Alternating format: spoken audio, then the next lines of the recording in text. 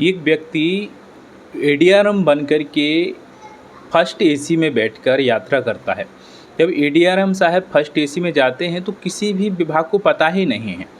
Railway विभाग को आखिरकार पता तो होना चाहिए कि एडीआरएम साहब ट्रेन से यात्रा कर रहे हैं, कोई भी पता नहीं। जैसे ही वहाँ पर वो पूरी खातिरदारी करवाते हैं, चाय भी मंगवाते हैं, बिस्किट भी, ये सब चीज़ें जो सोशल मीडिया पे वीडियो देखा होगा आपने, उसमें सभी चीज़ें मांग रहे हैं। शक जब हुआ उस व्यक्ति पर, दरअसल उस व्यक्ति के बारे में ये पता चला कि जो ट्रेन है नई दिल्ली से चलकर बिहार के मधुबनी जयनगर तक जाती है। तो जब मधुबनी से चल रही थी ट्रेन तो तभी ये व्यक्ति समस्तीपुर रेलवे स्टेशन से बैठता है और ये अपने आप को एडीआरएम साहब बताता है समस्तीपुर मंडल का। जब एडीआरएम साहब बताता है तो वहाँ के जो टीटी हैं वो भी क्या करेंगे एडीआरएम साहब के सामने।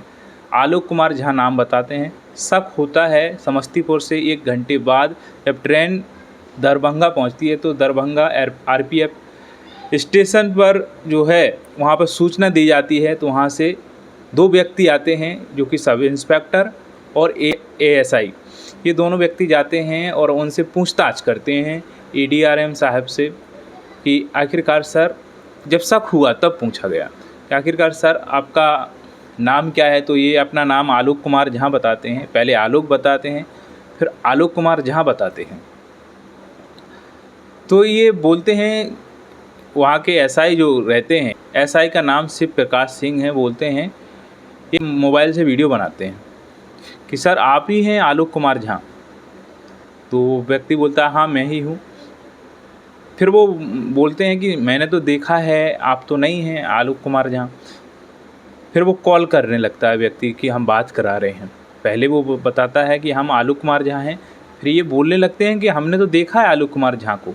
तो वही व्यक्ति कॉल कराने लगता है, बात कराने लगता है। फिर बोलता है कि आलोक कुमार झा के हम चाचा हैं, वो हमारा भतीजा है, यानी एडीआरएम साहब हैं वो हमारे भतीजे हैं।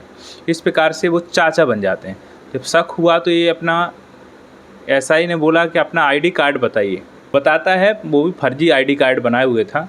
उसको वहाँ से फिर बाहर निकाल लिया जाता है। फिर इस व्यक्ति को ले जाया जाता है, पूछताछ की जाती है। तो ये व्यक्ति दरअसल आलोक कुमार झा एडीआरएम नहीं था, दरअसल इसका नाम था दुर्गाकांत चौधरी, जो कि मधुबनी ज़िले का ही रहने वाला था। दुर्गाकांत चौधरी इसका नाम है, मधुबनी ज़िले का रहने वाला है। और ये बिना टिकट के ही समस्तीपुर से जाकर के यात्रा कर रहा था, वो भी फर्स्ट एसी में H1 क्लास में बैठ कर के, वो भी टीटी से चाय नाश्ता सभी प्रकार की खातिरदारी। अब जब एडीआरएम साहब ट्रेन में यात्रा करते हैं तो कहीं ना कहीं प्रोटोकॉल का भी होना ज़रूरी होता है, जानकारी भी होना ज़रूरी होता है, क्योंकि मंडल का प्रमुख होते हैं, रेलवे मंडल का प्रमुख होते हैं डीआरएम, फिर होता है एडीआरएम। तो डीआरएम के अलावा दूसरे नंबर के अधिकारी हैं एडीआरएम। तो ये कोई सूचना नहीं थी, इसी आधार पर, शक के आधार पर उनको पकड़ा गया, उस व्यक्ति को, दुर्गाकांत चौधरी को। फिर क्या हुआ, दुर्गाकांत चौधरी के ऊपर जो धाराएं लगाई गई वो रेलवे एक्ट की धारा 137, 145, 146 और धारा लगा करके मुझको रेलवे कोर्ट भेज दिया गया, जहां पर जज साहब ने बहुत फटकार लगाई एडीआरएम का नाम गलत यूज करने के लिए भी, और अंततः 1500 रुपये फाइन लगा करके उसको छोड़ दिया।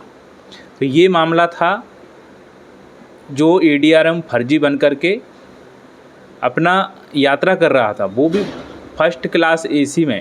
तो इस प्रकार की चीज़ें, वो भी खातिरदारी हो रही थी एडीआरएम साहब की।